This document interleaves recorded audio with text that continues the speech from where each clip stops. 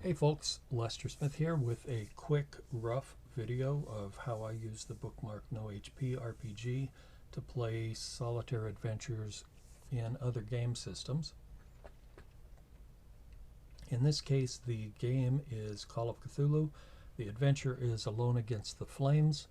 It is a free, quick start adventure to teach the Call of Cthulhu 7th edition rules. But I like to use Bookmark, of course, so that's what I'm going to use today. And over here I have a copy of the game rules, Bookmark No HP RPG game rules, open in paint.net, just that's what's convenient. There's the front, there's the back, so I can switch back and forth if I need to reference them, which I probably won't. Over here on the right is a Windows Notepad document that I have put the typical Bookmark No HP RPG stuff into. You'll see I haven't actually even started a character. I'm going to decide what to do as I get into this adventure. So I think that's everything for prep. Let's get started. Alone Against the Flames. Introduction. This is a solo adventure for the Call of Cthulhu game. It is a horror story set in the 1920s, where you are the main character and your choices determine the outcome. It's also designed to lead you through the basic rules of the game in a gradual and entertaining fashion. Although most such adventures are played with your friends, this one is just for you. Before you begin to play, make sure you have a copy of the Call of Cthulhu 7th edition Quick Start rules and a blank investigator sheet. You can download a printable investigator sheet or an interactive PDF version of the sheet, as well as the Quick Start rules from www.chaosium.com. Or, as I mentioned, you can get all of that at drive-thru. You'll also need a pencil, an eraser, and some role-playing dice. Well, we don't need a pencil or eraser. For role-playing dice, I'm using Google's Dice. You can see you just type that into the search bar in Chrome, and up comes this little form. I've set out 4, 6, 8, and 10-sided dice just to show you how this stuff works. I can get rid of that D4 and do another D8 or whatever. You can roll them here and get the results. So it becomes easy for Bookmark to swap sizes around as you take damage or maybe gain experience. So let's get rid of all these dice because we don't know what we're going to need yet, and go back to the adventure. All right, now go to 1. The sun is high in the sky, a merciless ball of heat. You feel scorched by the time you reach the bus halt in front of Osborne's drugstore.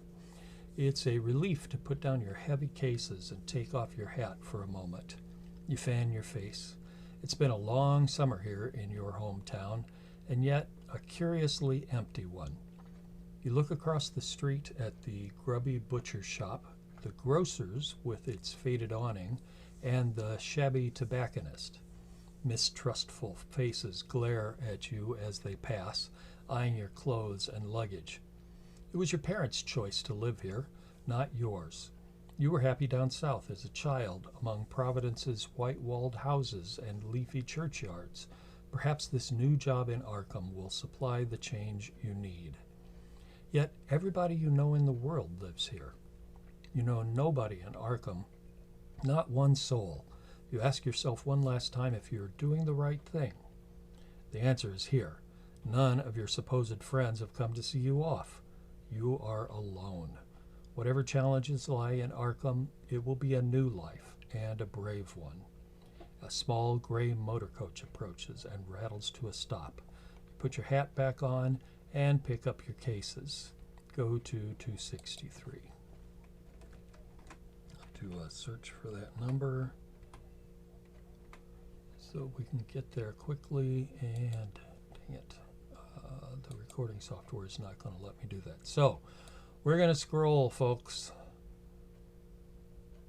263. I hope the scrolling doesn't make you queasy or whatever. Look away. Alright, two young men with sullen expressions alight from the coach. One looks you up and down before heading away. The driver also steps down, glancing at you before crossing the road to visit the tobacconist. When he returns, he is rolling a cigarette between his yellowed fingers. He gives it a final twist and examines you as he searches or as he reaches for his matchbox. He is a thin man in his 50s, dressed in a stained shirt with the bus company emblem. Yet his eyes are sharp in their dark sockets. Where to? You show him your ticket for Ossipee. From there you will connect to Rochester and Portsmouth before the coastal line to Newburyport, and finally Arkham. You should be able to afford a rail ticket for at least some of the way. Otherwise, this will be the first of many long bus stops. The driver scratches the match and lights his cigarette. The end flares as he takes a draw. Then he exhales and gestures to the back of the coach. Luggage rack's up there.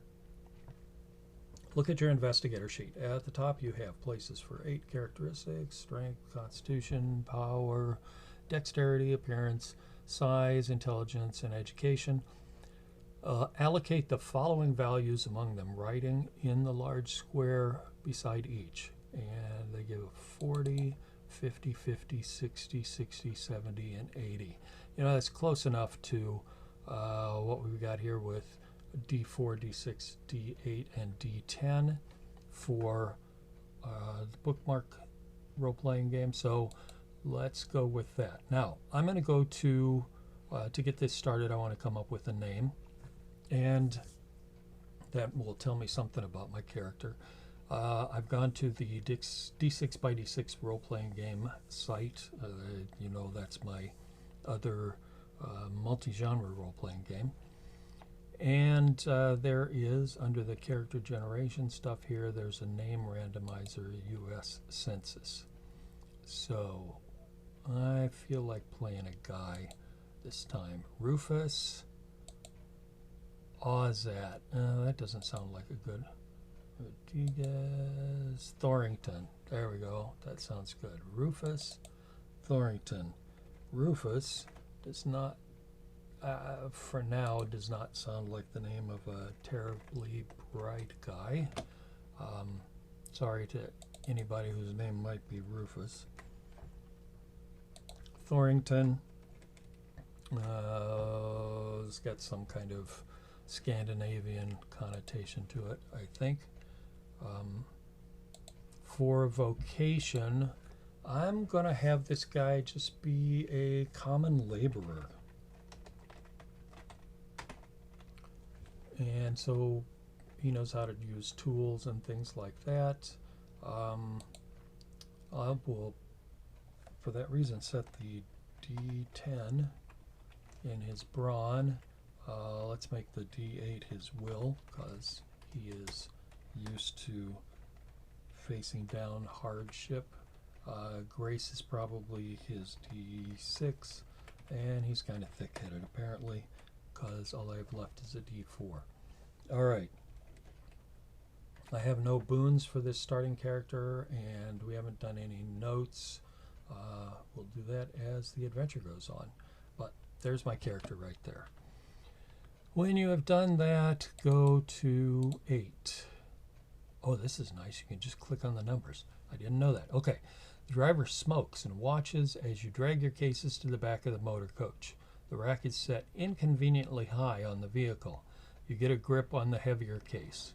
If your size is 40, go to 23. If your size is higher than this, go to 38. Well, this guy with the brawn D10, I would say that his size is definitely on the high end. So let's go to 38.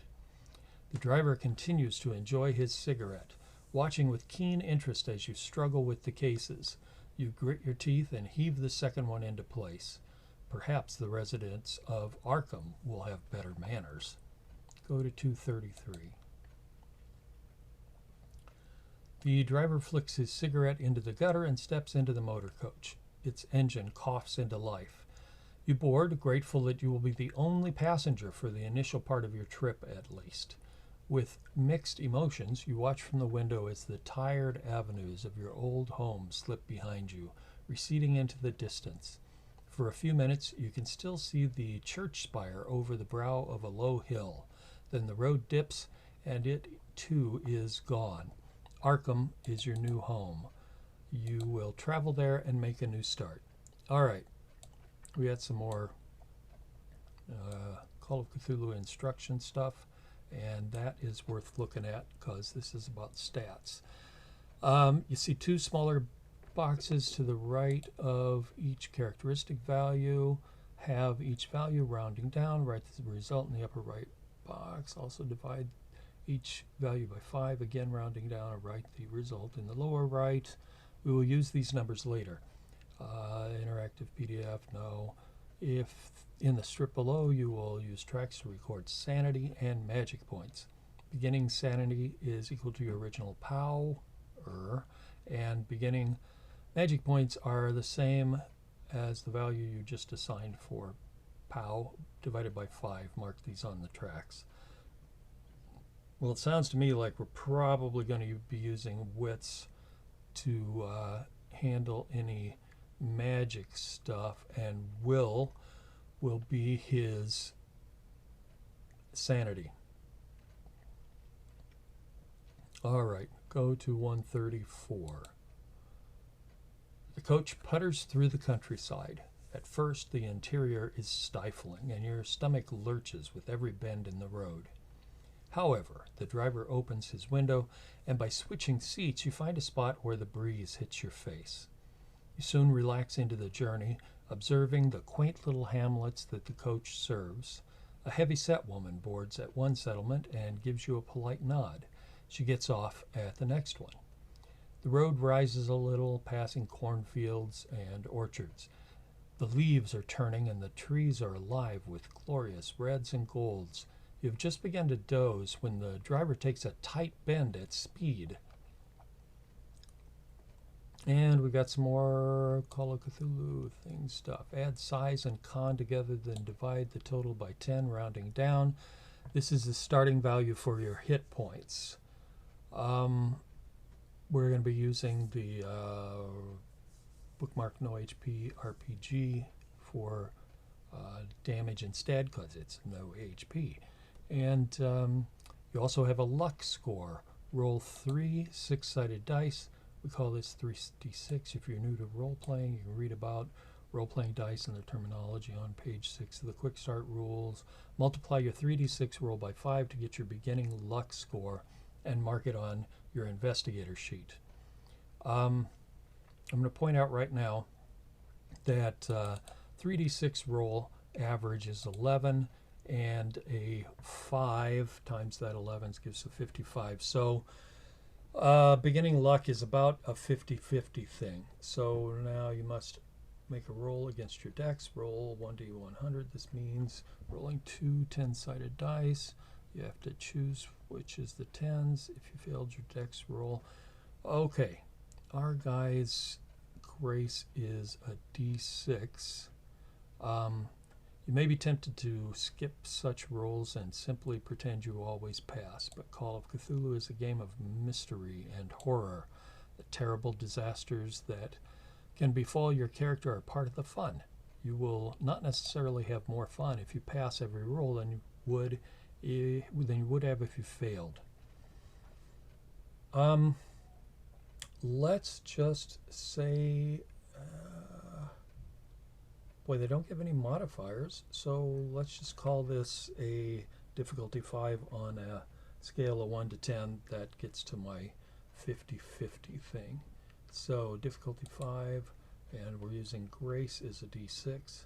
1, 2, 3, 4, 5. I am not going to gamble his vocation. The only thing he has to gamble on a roll to see whether I fall out of the seat or whatever. Oh man, I failed horribly with all these ones. and a high 5, which is not going to really make any difference. So his d6 is now down to a d4. This sucks. If you passed, if you failed, go to 59. Okay. A desperate yell awakens you.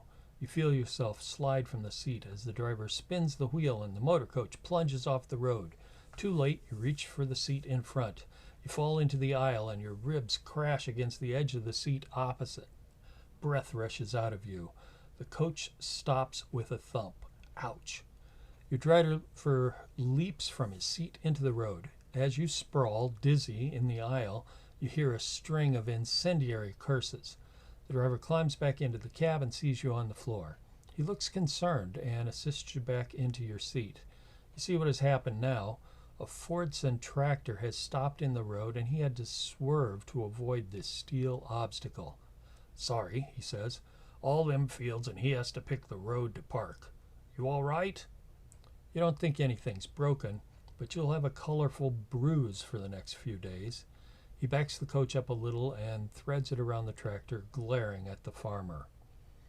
You just lost 1 hit point in the accident. Mark the loss on your investigator sheet, but keep track of the original value. You will eventually heal back up to this value. If you drop to 0 hit points, you will fall unconscious and you might die. Okay, well, it's nice they say we're going to heal. I'm hoping for a chance for that later in the game. Now go to 71. 71. You resume your journey. The driver takes the curves with more caution than before. He glances over his shoulder at you a couple of times. Sorry about before, he says. That fellow was dumber than a hog. I'm Silas. What's your name? The accident was at least as much Silas's fault as the farmer's, but it doesn't seem shrewd to antagonize the man while he's driving you through the middle of nowhere. Make up a name for your character and record it on your investigator sheet. We've already done that. You may add your age. For purposes of this adventure, your character should probably be aged between 23 and 36. Let's call him age 23. I don't know if it's going to matter, but just for the flavor of it, he's a brand new worker headed to Arkham. The coach turns onto a narrow road which weaves uphill through woodland. Silas becomes chatty. Going to Arkham, huh? Can't say I ever heard of the place. Went to Boston once. Didn't like it. Too much hustle and bustle. You got family there? A special someone waiting? The afternoon is wearing on. You see no harm in confiding with Silas about your new life. A job, eh? What's your line? Okay, choose an occupation for your character from the following options. Antiquarian, doctor of medicine, journalist, private investigator, professor. Well, laborer doesn't fall into any of those. Doesn't sound bright enough to be an antiquarian or a doctor or journalist or professor. So let's call him a private investigator.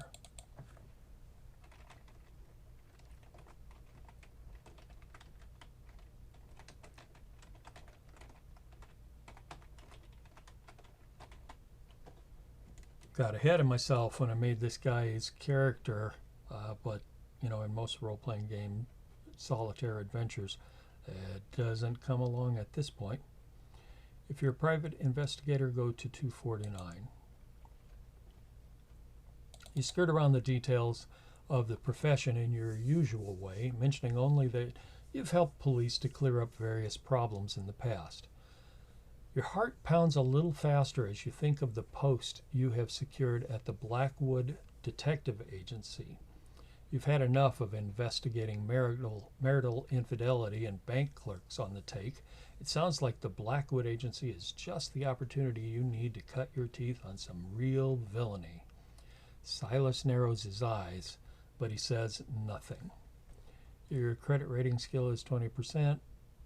We won't worry about that. Your occupation skills are art, craft, photography, disguise, laws, library use, psychology, spot hidden, and one of either charm, fast talk, intimidate. You know that I've just ignore all of this for the fast and free bookmark game, but we have an idea of what our Rufus Thorington is like. Go to 128. You realize Silas hasn't made a stop since the incident with the tractor. The motor coach winds its way uphill. However, your thoughts are interrupted as the road crests a ridge and you are treated to a magnificent view of the vista below. A creek snakes through the valley, breaking the rich autumn palette of the tree line. In the distance, the white mountains rise into the hazy cloud. There is no settlement, not even a cabin, as far as the eye can see. Birds drift through the treetops, and you can just make out what might be two white-tailed deer lingering by the water. Perhaps you are making a mistake by moving to the city. Could you survive on your own in this lush wilderness? You have a base ability in most skills listed in the brackets after the skill name on the investigator sheet. For example, you have 20% in climb and a base dodge equal to half your dex. And we won't worry about any of this. Go to 144. The motor coach rattles on through the hills and Silas lapses into silence. The sky darkens behind you, pinks tinting the clouds as the sun descends. Finally, a welcome sight comes into view, a settlement on the crest of a hill. This doesn't look like the pictures you've seen of Ossipee, but perhaps you can persuade Silas to stop while you stretch your legs. Minutes later, a harsh stuttering from the engine interrupts your reverie. Silas frowns and rattles the gear stick. The motor coach falters in its ascent. Silas utters a curse you don't recognize and grinds his teeth, struggling at the wheel. You seem to inch up the hill until you reach the first buildings, low dwellings constructed from a rough red stone. Silas wrestles the coach into a small bay off the road. He scrambles from his seat and makes for the engine compartment. Okay, you must now choose to make a roll against drive, auto, or psychology. If you choose drive auto, you need to roll equal to or less than the skill value. If you choose psychology, you need a hard success. I'm not very good at brains kinds of things, so I'm going to go against drive auto, and we will use brawn D10, and they didn't give us any guidelines for what, so let's just go with the same, wrong tab, let's close that tab. Same difficulty 5 on a scale of 1 to 10. And so we need 5 D10s, and I am not going to gamble my private eye vocation on this. Let's see what we get. Another 1, high 7. So my brawn is dropping to D8 for now. I'm not having much luck. If you fail your roll, go to 194. 194. Silas opens the engine compartment and sticks his head inside.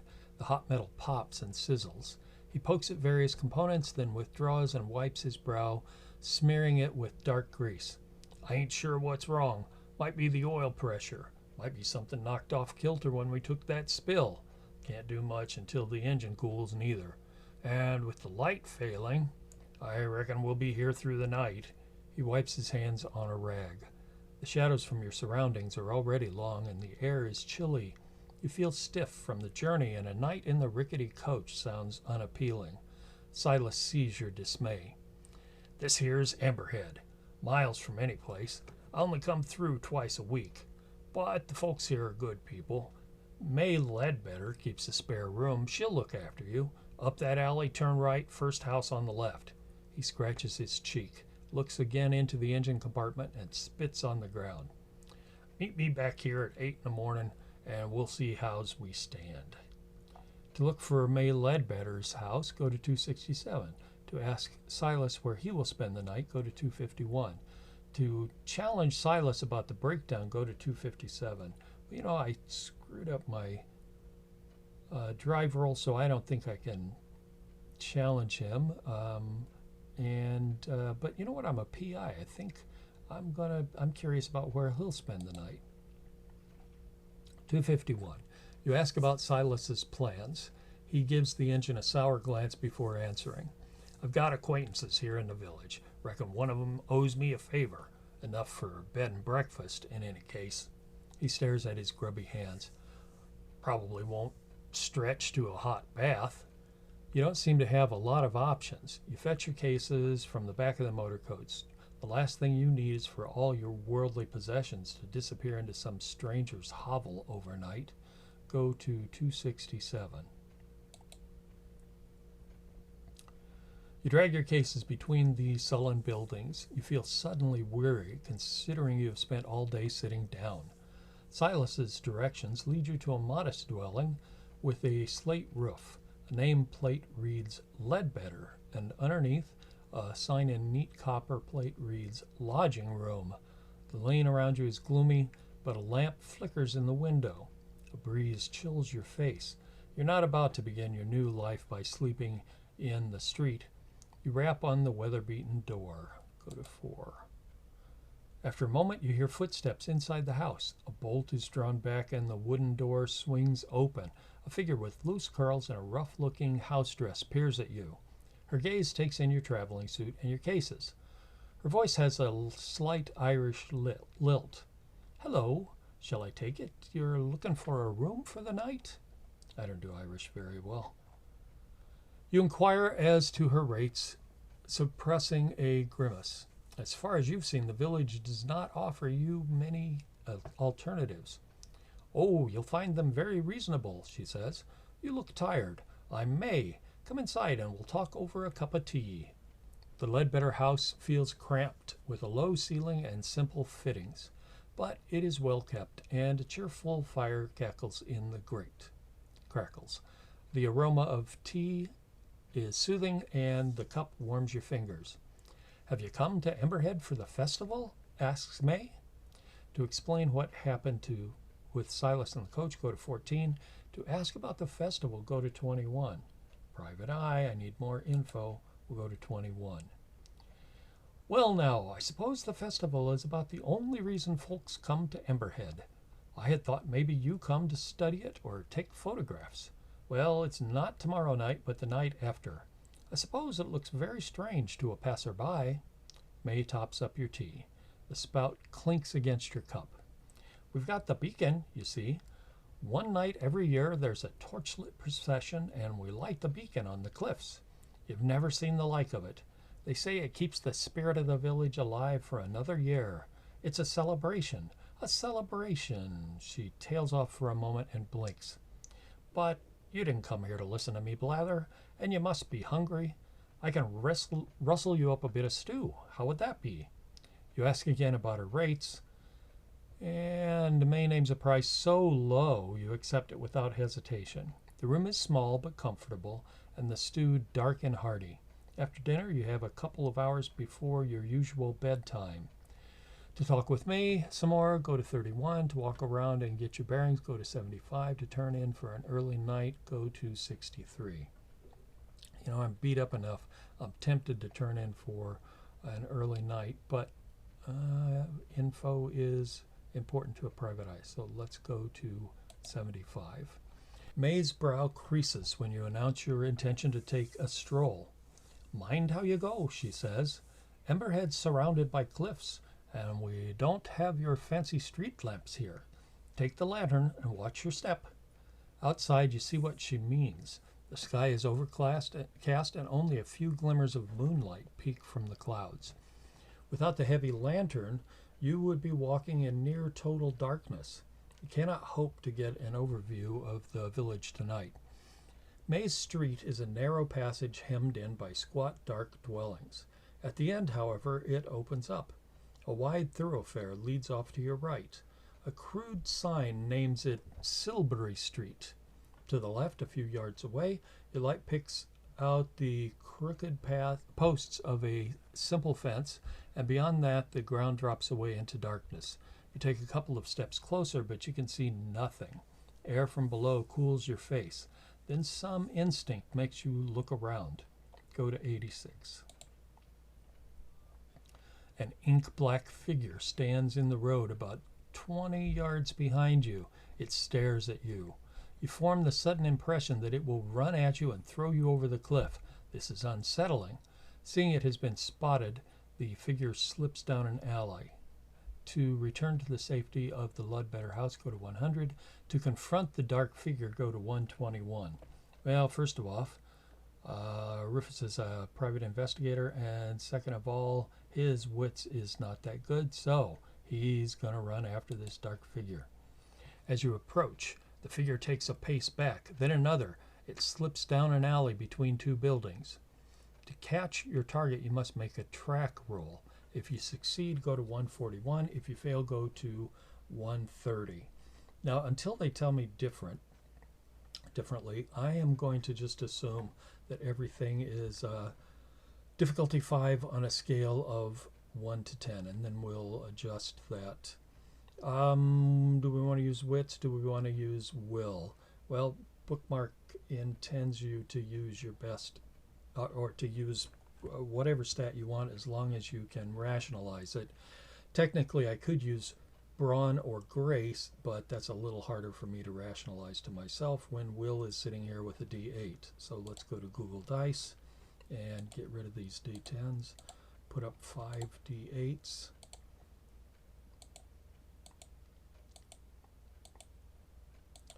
And actually, this is my first act as a private investigator. I think he's going to gamble his vocation to drop this difficulty by half.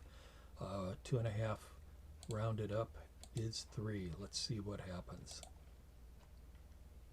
Success, high 5. Okay, so if you succeed, go to 141. Let's see what happens. The figure moves fast with almost silent steps, but your instinct keeps you on its tail. It slips through a dusty courtyard, veering off between iron fences. You close in as it darts around a corner. A breeze warns you that you are close to a cliff edge. The flickering light from your lantern picks out its grassy lip as you charge in pursuit. You slow your pace, watching for unexpected voids beneath you. The watcher pulls farther away, but rather than darting back into the maze of streets, it makes for the cliff edge. You close in. The dark figure swings its head to stare at you once more. You receive a brief, uneasy impression of something wrong with its face. Then it leaps over the cliff edge. Your mouth drops open. You approach the edge, lantern swinging in the wind. Dim light plays on the rock face beneath you. Did you frighten somebody into suicide? Your gut says not, but you cannot explain what just happened. Make a sanity roll. If you fail, lose 1d2 sanity points. You can roll this with an ordinary 6-sided die. 1, 2, or 3 means 1. 4, 5, or 6 means 2 points lost. Well, sanity, we were saying, is will. Wits is going to be for magic. So let's make a sanity roll. And I am not going to gamble my investigator ability here. Does this sound like it would be tougher than 50-50? Doesn't seem so. So let's make our roll and see what happens. Success, high 8. Okay, my will has now grown to D10.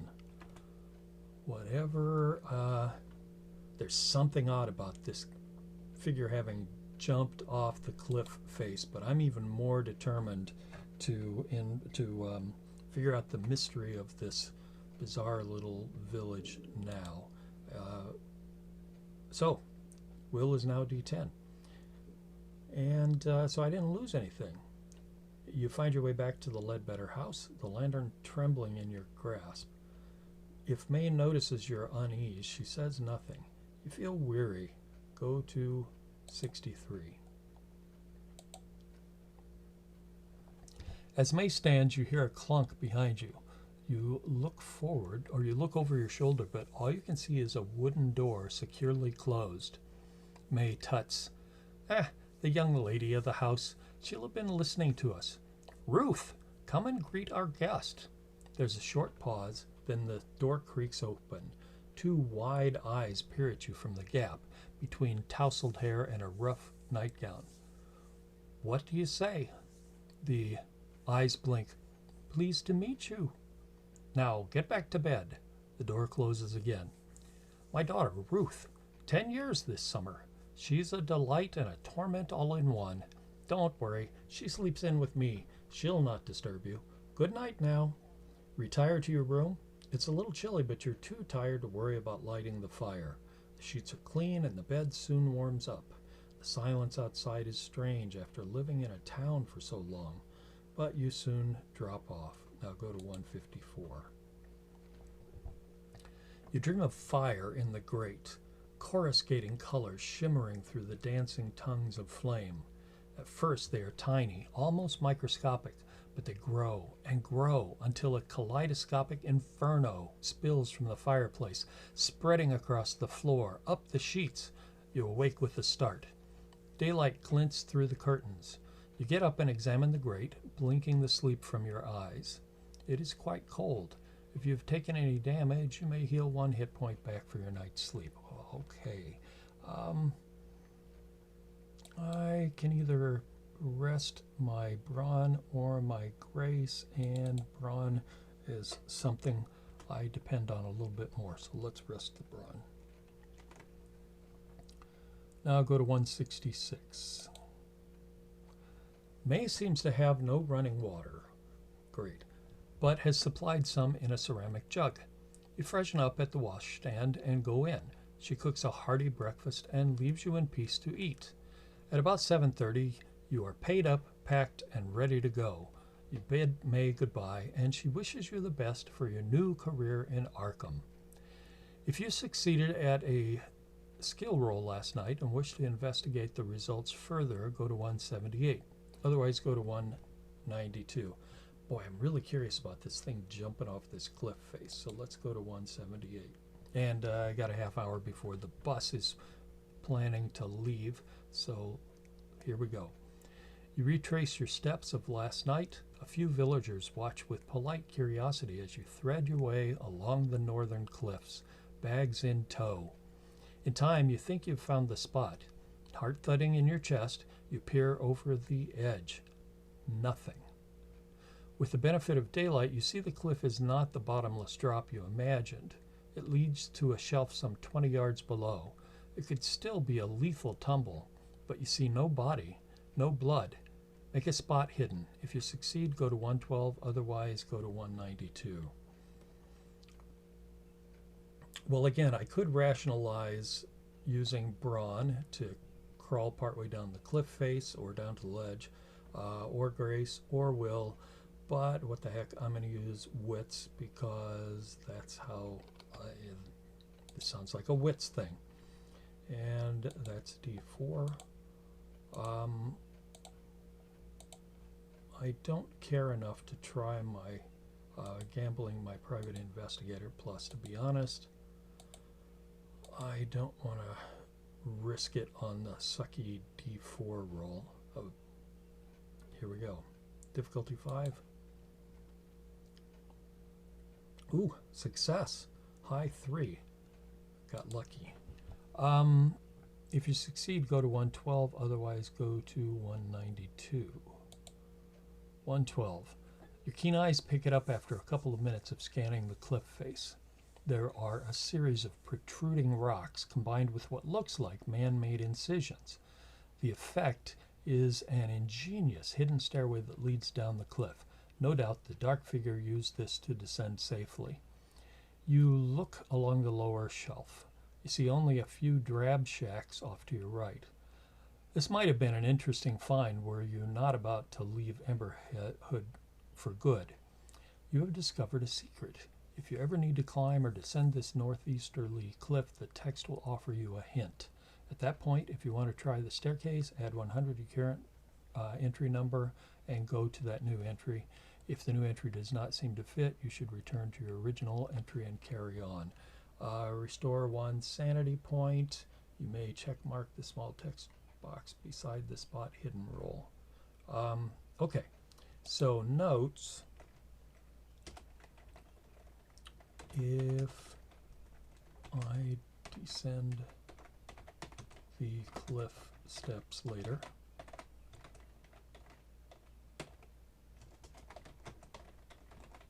add 100 to the paragraph number.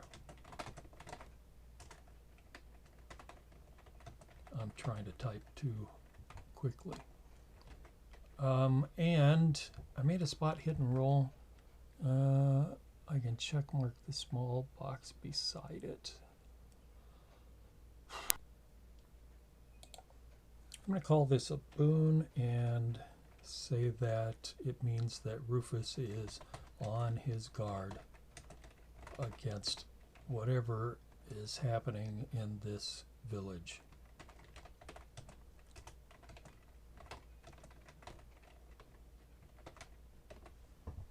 All right. Now go to 192. You're already tired of your heavy bags. Well, I would think so, dragging them around this cliff edge. Hopefully Silas has repaired the motor coach and you can resume your long journey. A sourpuss he might be, but the old driver seemed to understand his vehicle well enough. You pause to check your watch. Still 20 minutes early, and round the final corner, the motor coach is gone. You put your bags down and search the area, trekking up and down slopes and around corners. At the edge of the village, you trace the long road back as it winds across the hills. 8 o'clock comes and goes. There's no coach to be seen. A passing villager notices your bags. Looking for the bus? I heard him take off at first light. He's due back in 3 or 4 days. If you need a place to stay, May Ledbetter rents a room. The man raises his hat to you and strolls on into the village. You curse Silas under your breath. Perhaps he went for parts, but you wonder if the old goat has stranded you here on purpose. Go to 218. May is doing laundry and looks surprised to see you again. Forget something? When you explain the situation, she offers to store your bags while you try to arrange alternative transport. You are grateful to relinquish the load. Nobody here has anything like a car. She strokes her chin and narrows her eyes. Maybe you could find somebody with a horse and cart for your bags. I could ask around later. Try Mr. Winters at the village hall. He'll know if anyone will. Or ask among the artisans. Their workshops are first left on Silbury Street. She reaches over and squeezes your wrist. Don't worry. I won't see you sleeping in the street, money or no money. You thank May and turn to face the village. Go to 6. You wander the streets of Emberhead without any particular destination in mind. The village is built on a relatively flat upland with splendid views. To the north, the hazy tips of the White Mountains reach for the heavens. To the south, the sparkling waters of Lake Winnipesaukee touch the horizon. The village itself takes less than 5 minutes to cross from edge to edge. I've been in a village like that in England. You arrived on the winding road to the west. The only other road leads to the south, following a lower ridge of land as it turns east. In the southwest of the village, an open grassy space borders a ruined church, its graveyard cresting the cliffs. To the northeast, the 3 main thoroughfares meet at a raised black metal structure. It looms stark against the blue sky. You may now ask about the transport at the local general store, seek out the village hall, walk down to the lower level, and check out the eastern road. Well, this is where I am going to stop the adventure. I think I have demonstrated enough of the kind of decisions that I make in playing one of these things. specifically about Bookmark. I am interested enough that I will finish this adventure myself, but I will leave it to you to finish because the thing actually is a lot of fun. Catch you later. Thanks very much for watching.